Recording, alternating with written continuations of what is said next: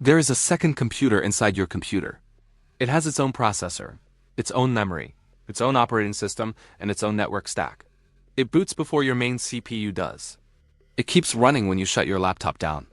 It has full access to your RAM, your storage, and your network interface. And no matter which Linux distribution you installed, no matter how carefully you hardened your system, no matter how many times you audited your kernel, you cannot see what this second computer is doing. You cannot read its code. You cannot disable it through any setting exposed to the user. Intel calls it the management engine. AMD has its own version called the Platform Security Processor. And the uncomfortable truth is that the free software movement's decades-long promise of an auditable computer stops at the silicon. Let me explain what the Intel Management Engine actually is, because the marketing language Intel uses around it is deliberately vague. Inside nearly every Intel chipset manufactured since roughly 2008, there is a dedicated microcontroller. On older chipsets, it's based on an ARC core. On newer ones, it's a 32-bit x86 Quark processor. It runs a closed-source, cryptographically signed firmware image loaded from a dedicated region of your system's flash memory. The operating system on this microcontroller is a real-time embedded OS called Menix 3, which Intel licensed and modified. Andrew Tannenbaum, the professor who originally wrote Minix, famously said he only learned Intel was shipping his OS on billions of devices when a journalist asked him about it. He was not consulted. He was not paid. That alone tells you something about the transparency culture around this subsystem. The management engine does several things that sound useful on paper. It handles something called active management technology, which lets corporate IT departments remotely wake RIMage, or troubleshoot office computers even when the machine is powered off. It handles Intel's implementation of Trusted Platform Module functionality. It's involved in hardware DRM for protected video content. It handles the boot process itself, loading and verifying firmware before your main processor is even allowed to execute its first instruction. In other words, the management engine is not an accessory sitting next to your CPU. The management engine is in charge. Your CPU only runs because the ME let it run. And here's the part that should make every Linux user uncomfortable. The ME has its own independent network stack. It can communicate over Ethernet and, on some chipsets, over wireless without your operating system being aware. Your IPTables rules do not see its traffic. Your kernel firewall does not filter it. Security researchers from Positive Technologies demonstrated back in 2017 that the management engine's networking capabilities persist at a level below the operating system entirely.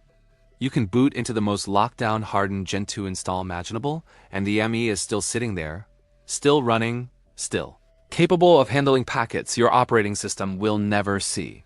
Now, is Intel actively spying on you through the management engine? I'm not going to tell you that because there's no documented public evidence of Intel using the ME to exfiltrate user data at scale. That would be a conspiracy claim. What I will tell you is what's documented. In 2017, researchers Mark Ermolov and Maxim Gorichi discovered CVE201-75705, a buffer overflow in the ME firmware that allowed unsigned code execution on the management engine itself. Intel issued an advisory designated Intel ACE A00086, acknowledging the vulnerability affected generations of chipsets going back years. The same research team later demonstrated they could extract the ME's master encryption key from Apollo Lake chipsets, effectively breaking the cryptographic guarantees the entire subsystem was built on. These are not theoretical findings.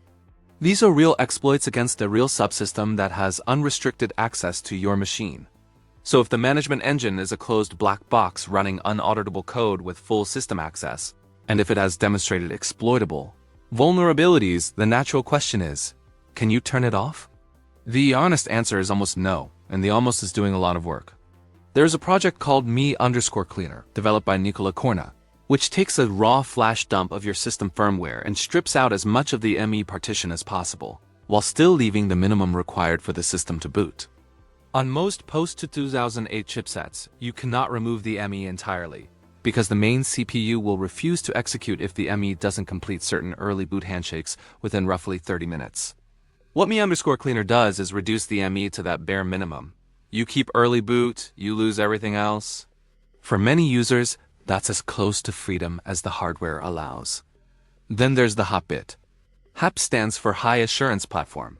And it appears to be a mode Intel built specifically for a US government customer. Most likely the NSA, who wanted to buy Intel hardware but did not want the management engine running in its normal operational mode.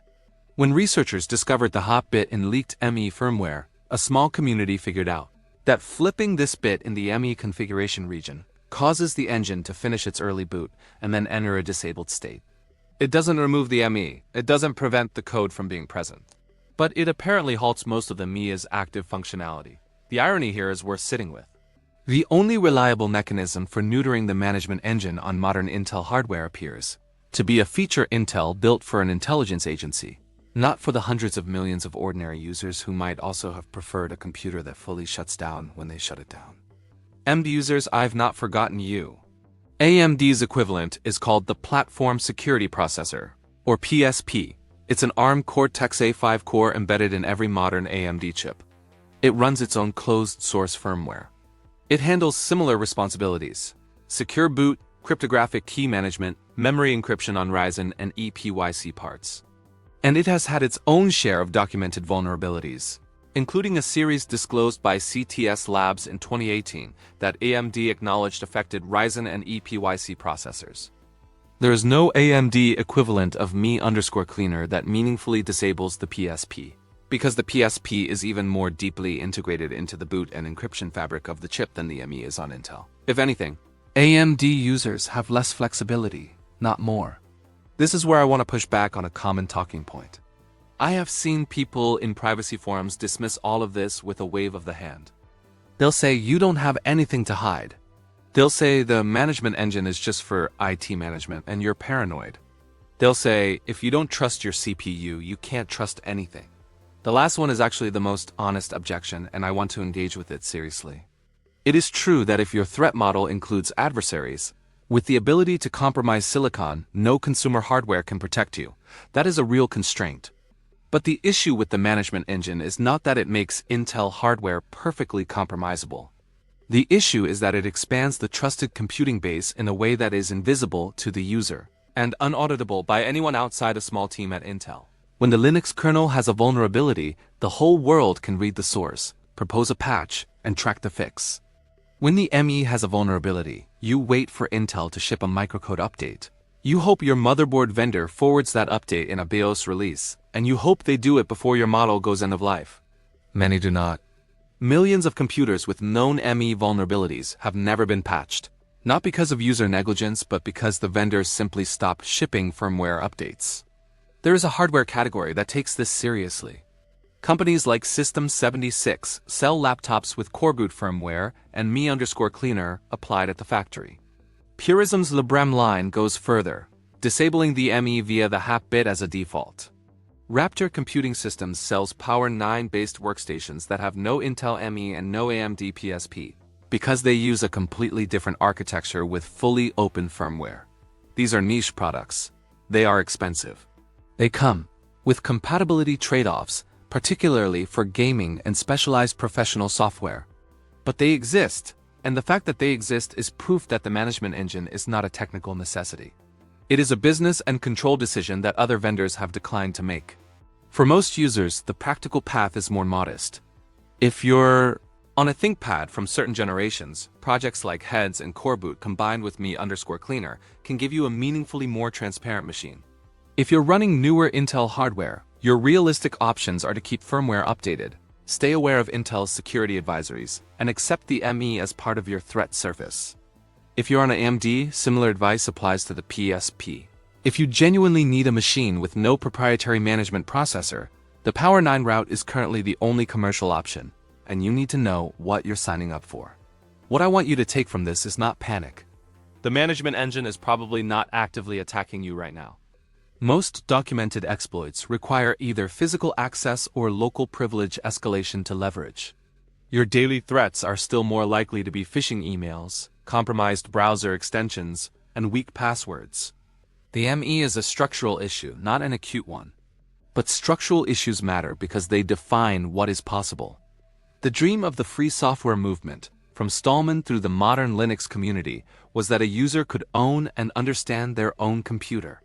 For a brief window in the 1990s and early 2000s, On commodity x86 hardware, that dream was almost true. You could, in principle, read every instruction your machine executed. The management engine closed that window. It didn't close it dramatically. It closed it quietly, version by version, chipset by chipset. Until one day people realized the most privileged code on their computer was code they would never be allowed to see. So when someone tells you they switched to Linux for privacy, the accurate response is not to dismiss their effort. Switching to Linux is still meaningful. It gives you visibility into the user space and the kernel, which is where nearly all observable behavior happens. But understand the boundary. Linux stops at the CPU. Below that, on Intel and AMD alike, there is a second computer you did not choose, running code you cannot read, with access you cannot revoke. Full ownership of a modern mainstream computer, in the way the free software pioneers imagined it, is not something you can currently buy off a shelf.